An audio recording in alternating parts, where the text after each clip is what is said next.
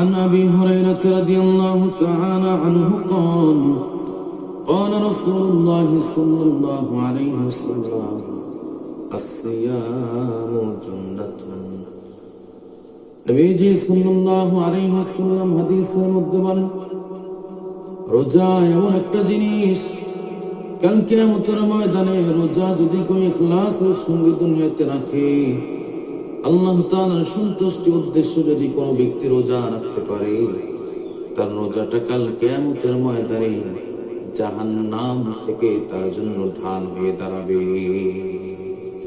রোজা এমন একটা জিনিস যে প্রত্যেক মুমিনের জন্য এটা কাল কিয়ামতের ময়দানে জাহান্নাম এবং মুমিনের মাঝখানে একটি ঢাল স্বরূপ দাঁড়িয়ে যায়।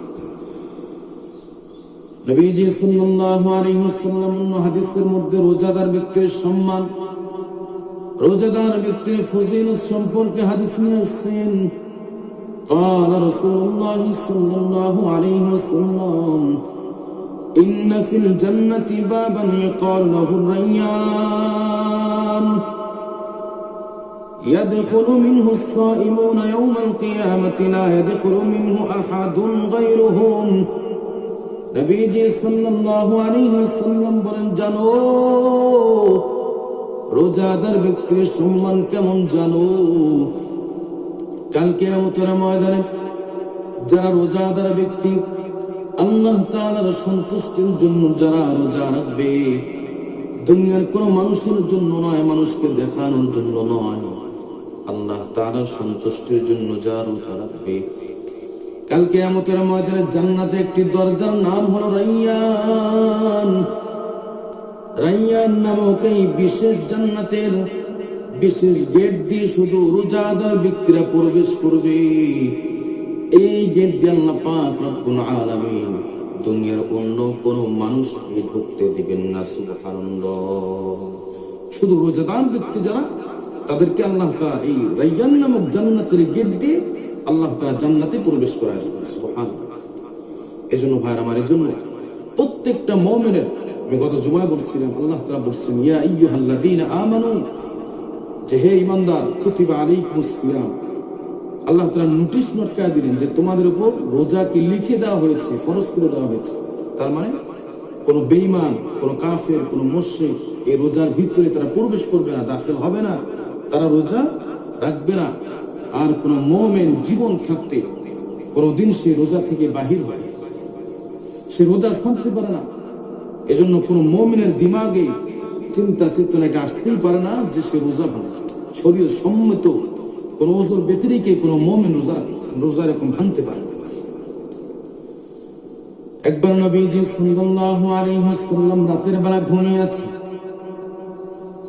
আল্লাহ নবী সাল্লাল্লাহু আলাইহি ওয়াসাল্লাম বলেন, রাতের বেলা আমি ঘুমিয়ে আছি, দুইজন ব্যক্তি আমার ঘরে এসে আমার দুই বাহু ধরে, দুই হাত ধরে আমার টানতে টানতে নিয়ে যাইতেছিল। আল্লাহ রাসূল সাল্লাল্লাহু আলাইহি ওয়াসাল্লাম বলেন, আমি হাঁটতে হাঁটতে চলে গেলাম পাহাড়ের এক চূড়ায়, বিশাল পাহাড়। ওই দুইজন ব্যক্তি ডাক দিয়ে বলল, ইয়া রাসূলুল্লাহ, আপনি পাহাড়ের চূড়ায় চড়ুন। আমি রাসূল বললাম, না না, আমি বিশাল পাহাড়ে চড়তে পারবো না। ওই দুইজন ব্যক্তি বলল, ঠিক আছে, আমরা আপনাকে সহযোগিতা করছি। আল্লাহ রাসূল সাল্লাল্লাহু আলাইহি ওয়াসাল্লাম পাহাড়ের চূড়ায় উঠল। আল্লাহ রাসূল বলেন, আমি পাহাড়ের চূড়ায় ওঠার পর আমি হঠাৎ শুনতে পেলাম কিছু মানুষের এমন আওয়াজ, যে আওয়াজে পুরো পাহাড় প্রকম্পিত হয়ে গেছে। আমার কানের পর্দা ফেটে যাবে, ভয়ঙ্কর আওয়াজ। আমি জিজ্ঞেস করলাম, কি ব্যাপার, এরা কারা চিৎকার করতেছে? ওই দুইজন মানুষ রূপী দুইজন ফেরেশতা আমাকে বলল, ইয়া রাসূলুল্লাহ, এরা হলো জাহান্নামের ব্যক্তিরা, জাহান্নামের আগুনে দাউ দাউ করে তারা পড়তেছে। নাউযুবিল্লাহ। কিছুক্ষণ কয়েক কদম হাঁটার পরে আমার সামনে এক ভয়ঙ্কর দৃশ্য চলে আসলো।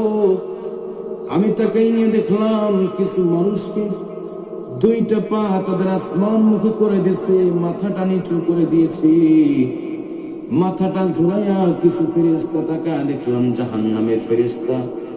তারা এরকম ওই ব্যক্তিগুলার গালের মাংসগুলা টানে টানে এরকম চাইতেছে। রক্ত এরকম ফিনকি দিয়ে পড়তেছে। ভাইয়ের আমার, চিন্তা করে দেখেন, আপনার সামনে যদি এরকম সকলে কল্পনা করেন, সকলের দৃষ্টির সামনে এই বিষয়টা নিয়ে আসেন যে আপনার সামনে একজন ব্যক্তিকে দুইটা পাঁচ মানুষকে দড়ি দিয়ে বেঁধে রাখছে, মাথাটা নিচে, গালের মাংসগুলো টান দিয়ে দিয়ে এরকম ছিটতেছে, কি অবস্থা? আল্লাহ রাসূল সাল্লাল্লাহু আলাইহি ওয়াসাল্লাম বললেন, কে এরা? এদের অপরাধ কি?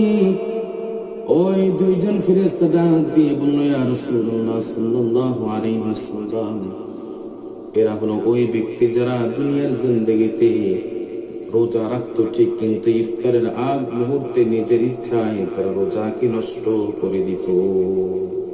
তাহলে রোজা রাখতো, ইচ্ছাকৃত ভাবে ইফতারের আগ মুহূর্তে রোজা ভাঙতো, তাদের শাস্তি যদি এমন হয়, তাহলে যে মুসলমান দাবি করার পরে দিনকে দিন যারা রোজা রাখে না, তাদের অবস্থা, তাদের শাস্তি কেমন হচ্ছে?